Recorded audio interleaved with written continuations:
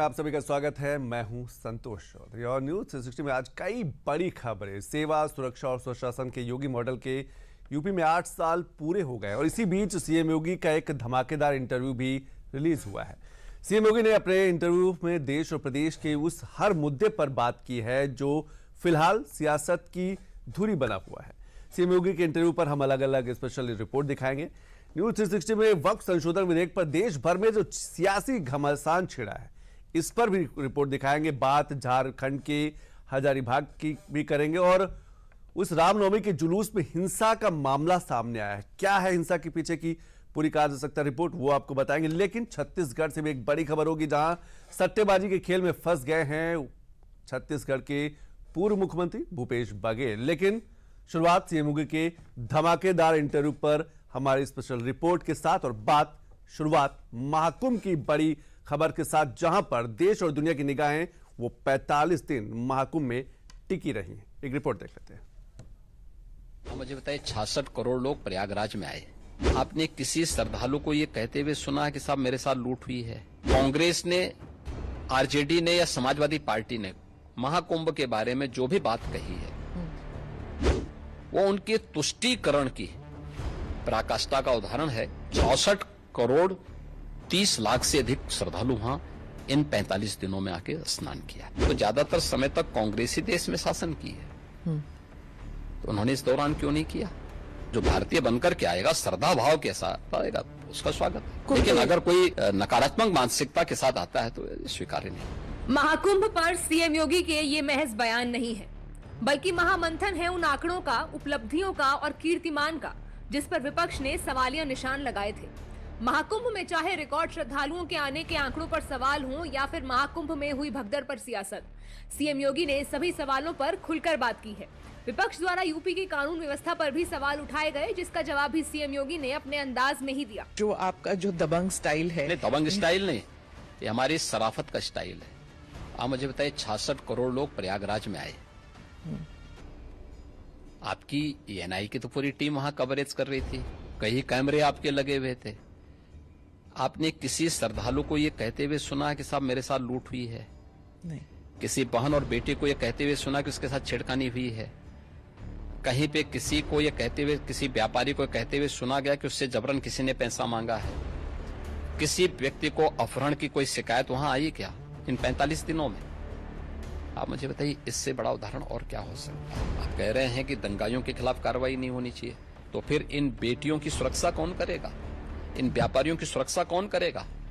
तो यही डंडा इन बेटियों की सुरक्षा करता है, इन व्यापारियों की सुरक्षा करता है, इन दंगाइयों को और इन अपराधियों और माफियाओं को ठिकाने भी लगाता है। और इसलिए इतनी सख्ती हमें करनी पड़ती है। और तब 25 करोड़ की जनता भारतीय जनता पार्टी के साथ, समर्थन के साथ। महाकुंभ 2025 के दौरान मौनी अमावस्या पर एक दुर्भाग्यपूर्ण घटना भी हुई थी, जिसके बाद सियासत की नजरें सत्ता पर तिरछी हो गई थी।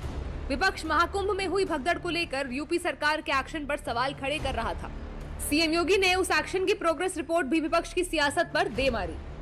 जुडिशियल कमीशन है और उसमें माननीय उच्च न्यायालय ने भी और सुप्रीम कोर्ट ने भी जो उसके बारे में डायरेक्शन दिए थे, उसके अनुसार वो अपना काम कर रहा है। हमने 1 महीने का समय दिया था, माननीय उच्च न्यायालय ने कहा कि नहीं, 1 महीने ने इसको कुछ और समय देकर के उसका विस्तार देकर कुछ उन्होंने नई चीजें उसके साथ जोड़ी है, तो उसके अनुसार वो कार्य कर रहा है। और उन सभी तथ्यों को लेकर के जो राज्य सरकार ने उसके लिए तय किए थे और माननीय न्यायालय ने जो उसके बारे में उसका थोड़ा विस्तार दिया है, इसको लेकर के वो अपना कार्य कर रहे हैं। उसमें सभी पक्षों से वो बातचीत भी कर रहे हैं, बयान ले रहे हैं, साक्ष्य कलेक्ट कर रहे हैं और फिर उसके बाद जो भी फाइंडिंग आएगी तो उसकी रिपोर्ट वे लोग देंगे, तो फिर इस पे हम लोग आगे कार्रवाई करेंगे। महाकुंभ में हुई भगदड़ को लेकर पश्चिम बंगाल की मुख्यमंत्री ममता बनर्जी सियासत को उस पायदान पर ले गई थी जहां से वो खुद ही घिर गई थी। हालांकि ममता के बयान को कुछ लोगों का समर्थन भी मिला था, लेकिन ममता के मृत्यु कुंभ वाले बयान का जवाब सीएम योगी ने पश्चिम बंगाल के ही आंकड़ों से हकीकत का आईना दिखाया और महाकुंभ को मृत्युंजय महाकुंभ का नाम दे दिया। मैंने कहा ना, जिसकी जैसी दृष्टि होगी। मैं कहता हूं बंगाल के प्रतिदिन 13 जनवरी से लेकर के और 26 फरवरी तक 50,000 से 1 लाख श्रद्धालु पर डे वहां से आता था प्रयागराज में। और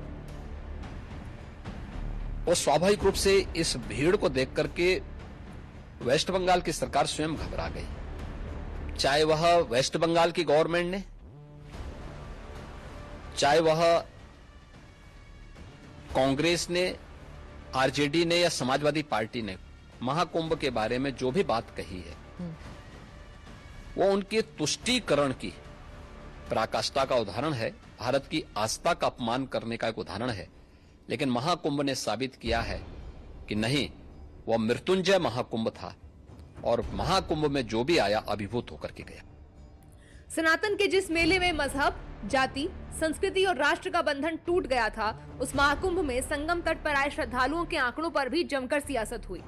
महाकुंभ के आंकड़ों पर सबसे ज्यादा सवाल सपा मुखिया अखिलेश यादव ने उठाए थे, लेकिन महाकुंभ के आंकड़े महज अनुमान नहीं थे, बल्कि इसके पीछे सटीक तकनीक थी।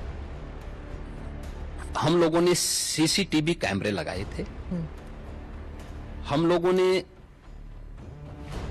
एआई टूल के माध्यम से हेड काउंटिंग की व्यवस्था की थी और ये भी उसमें हम लोगों ने व्यवस्था की थी कि एक व्यक्ति का चेहरा दूसरी बार काउंट न हो। 24 आवर्स में कोई व्यक्ति हो सकता है 2 बार, 3 बार, क्योंकि बहुत सारे लोग जो आए थे, बहुत सारे लोग ऐसे 2-2, 3-3 बार 24 घंटे में स्नान कर रहे थे, लेकिन काउंट एक बार हो। फेस रिकॉग्निशन की व्यवस्था भी उसमें की गई थी, हेड काउंट करने की व्यवस्था की गई थी और उसको काउंटिंग करके फिर हर 24 घंटे के बाद हम उसके रिजल्ट को हर दूसरे घंटे में वो रिजल्ट सामने आता था। टोटल फिर 24 घंटे में करके वो फाइनल उसका वो बनता था, डाटा तैयार होता था। और बाकायदा उसके लिए हम लोगों ने एक वहां पे एक इंटीग्रेटेड सेंटर तैयार किया था जहां के माध्यम से इन सभी चीजों की मॉनिटरिंग होती थी। तो ये सभी काउंट उसी के माध्यम से हम लोग वहां कर रहे हैं। तो कितने नंबर हुए फाइनली? 66 करोड़ 30 लाख से अधिक श्रद्धालु वहां इन 45 दिनों में आके स्नान किया।